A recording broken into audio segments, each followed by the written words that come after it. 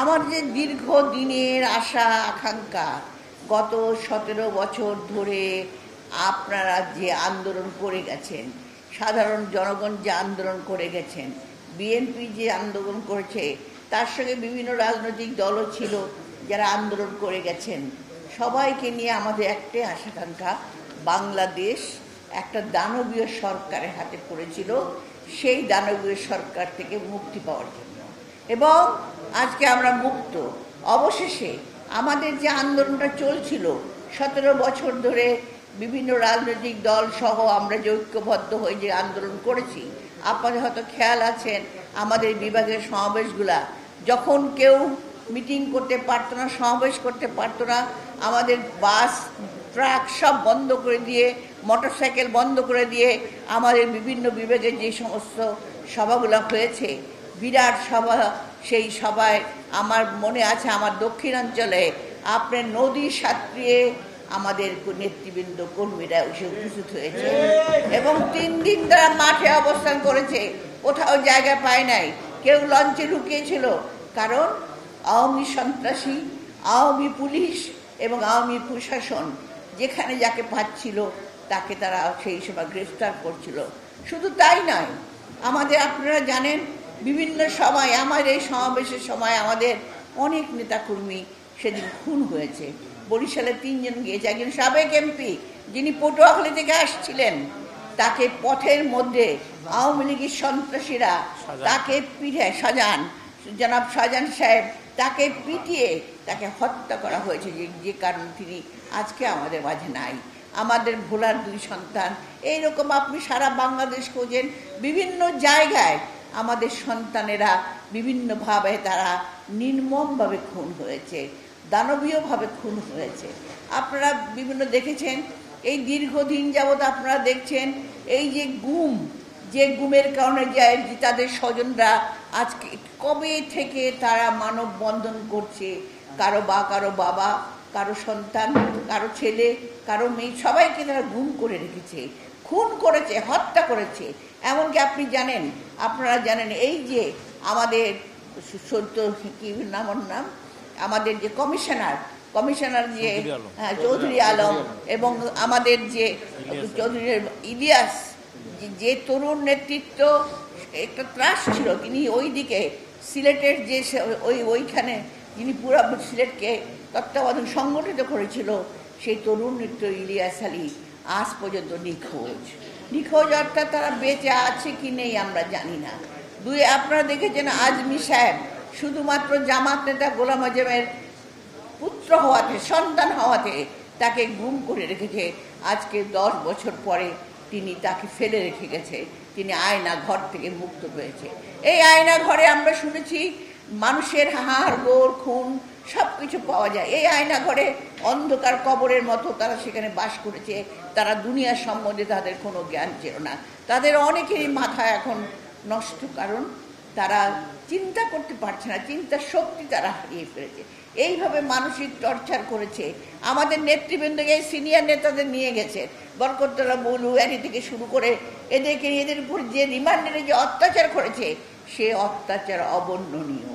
কাজেই শেষ পর্যন্ত আমাদের এর মধ্যে আমাদের নেতা ভারপ্রাপ্ত চেয়ারম্যান জনাব তারেক রহমান, যিনি কিনা এক সময় বাংলাদেশে যখন 2001 সনের পরে যখন তিনি তৃণমূলকে সংগঠিত করে, তার সেই সংগঠিত অবস্থায় তার সেই লোকবল দেখে তাকে ভয় পেয়ে 1/11 এসেছিল একটি ষড়যন্ত্রের রূপ নিয়ে বাংলাদেশকে বিরাজনীতিকরণ করার জন্য, এবং সেই সময় আমাদের তারেক রহমানকে তারা গ্রেপ্তার করে এবং তাকে মেরে ফেলার চেষ্টা করা হয়।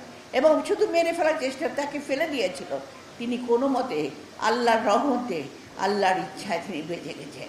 কিন্তু তিনি বিদেশে গিয়েছেন চিকিৎসার জন্য, কিন্তু তার নামে মিথ্যা মামলা দিয়ে তাকে মেরে ফেলার ষড়যন্ত্র, তাকে বাংলাদেশে নিয়ে এসে তাকে মেরে ফেলবে, এইরকম একটা ষড়যন্ত্রের মধ্য দিয়েও তিনি যখন দেশনেত্রী বেগম খালেদা জিয়াকে যখন গ্রেফতার করা হয়, তারপরে তিনি এই বিএনপির হাল ধরে সমগ্র বাংলাদেশকে তৃণমূল পর্যায়ে থেকে শুরু করে উপরের নেতৃত্ব পর্যন্ত তিনি সংগঠিত করেন এবং বিএনপি একটা দল হিসাবে সারা বাংলাদেশে আন্দোলনের মধ্য দিয়ে সেই একদম নিচু থেকে উঁচু পর্যন্ত একটা নাম ছিল, একটা বিশ্বাস ছিল যে বিএনপি বলতে হাসিনা সরকারের আতঙ্ক ছিল।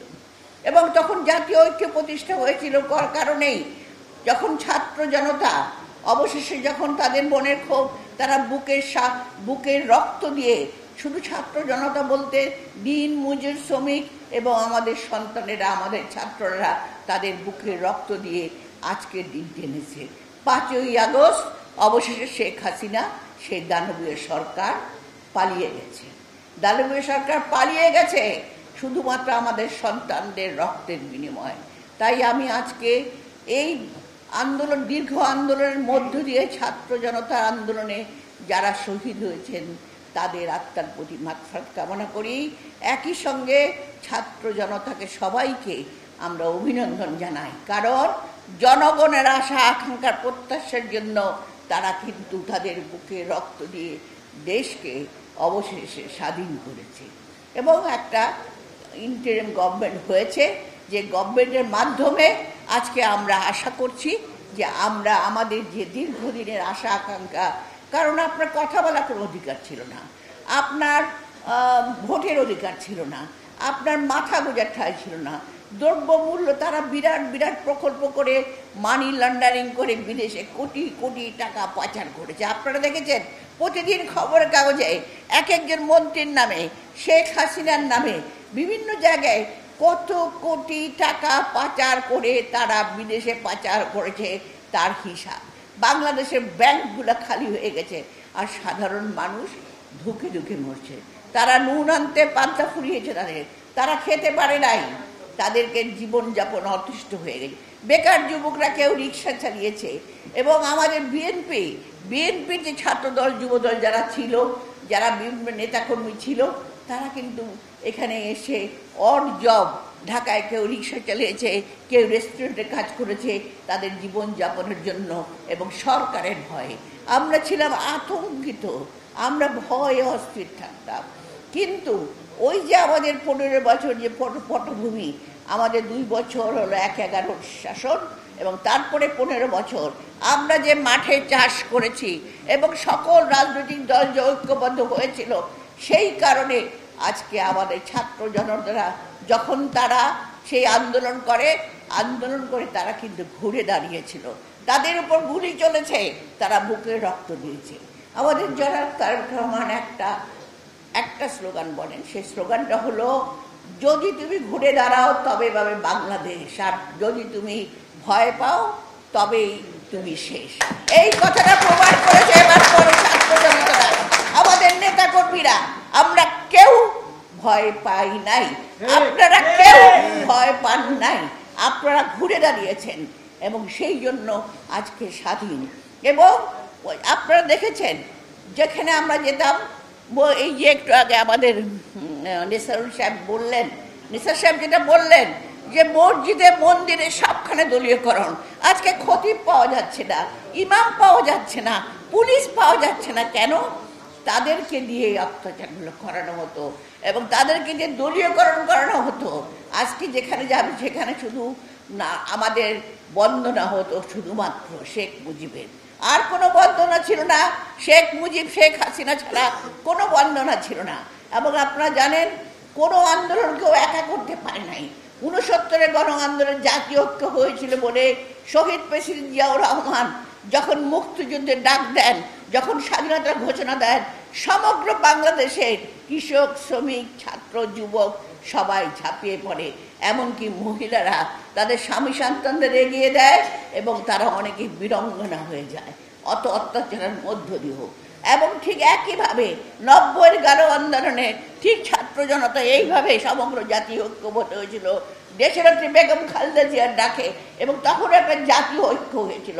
সেই জাতীয় ঐক্যের কারণে আমরা 91 নির্বাচনে তাদের বাংলাদেশের জনগণের হৃদয়ের নয়নের মণি দেশনেত্রী বেগম খালেদা জিয়াকে তারা ভোট দিয়ে প্রধানমন্ত্রী করেন এবং তারপরে উনি আবারও গণতন্ত্র প্রতিষ্ঠা করেন।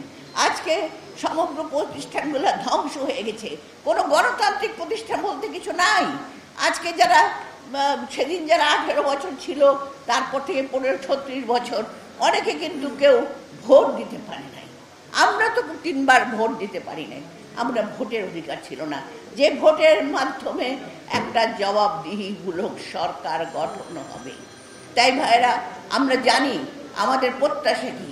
আমাদের প্রত্যাশা হলো স্বাধীনতা, আমাদের প্রত্যাশা হলো কথা বলার অধিকার, আমাদের প্রত্যাশা হলো সকলের মত প্রকাশের অধিকার, আমাদের প্রত্যাশা হলো বেকার যুবকের কর্মসংস্থান, আমাদের প্রত্যাশা হলো নারী উন্নয়ন, নারীদের ক্ষমতায়ন, আমাদের ছাত্রদের শিক্ষা, স্বাস্থ্য থেকে শুরু করে প্রতিটি প্রত্যাশা আজকে আমাদের মনের মধ্যে।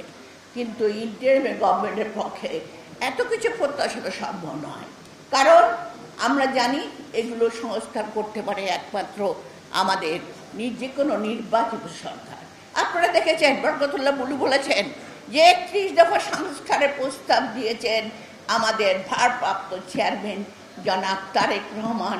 আজকে যে কথাগুলো আসছে সেগুলোই কিন্তু তিনি দিয়েছেন, এবং বাকি প্রত্যেকটা সেক্টরে যুবক, বেকার যুবক থেকে শুরু করে বিভিন্ন সেক্টর থেকে শুরু, কৃষক থেকে শুরু করে শ্রমিক থেকে শুরু করে প্রত্যেকটা সেক্টরে কিভাবে কাজ করলে আমরা এগিয়ে যাব, দেশের মানুষ তার স্বাধীনতা ফিরে পাবে, দেশের মানুষের কর্মসংস্থান হবে এবং দুবেলা দুমুঠো পেট ভরে খেতে পারবে। যেহেতু আজকে জুম্মার দিন, আমি বক্তব্য আর বাড়াবো না। আমরা শুধু একটা কথাই বলবো, আমরা সবাই আজ ঐক্যবদ্ধ। একটা কথা এখানে বলেছেন, আমরা এখনো কিন্তু ষড়যন্ত্র শেষ হয় নাই। আজকে ভারতে বসে আমাদের যিনি প্রধানমন্ত্রী ছিলেন, তিনি নানা রকম ষড়যন্ত্র করছেন, এবং তার যে দলবল লুকিয়ে আছে, যে দলবলকে এখনো আমাদের বর্তমান প্রশাসন সামলে রেখেছে, আগলে রেখেছে, তাদেরকে এখনো কিন্তু বের করছে না। একটা কথা বলেছে যে 622 জন ছিল বোধহয় আর্মির অধীনে, এরা কোথায় গেল? এত এমপি, এত মন্ত্রী, অনেককে পার করে দিয়েছে। কারা পার করেছে? শস্যের মধ্যে ভূত আছে। যদি চাও টেস্ট, স্বাদ হট টমেটো সস বেস্ট। স্বাদ হট টমেটো সস এখন নতুন স্বাদে।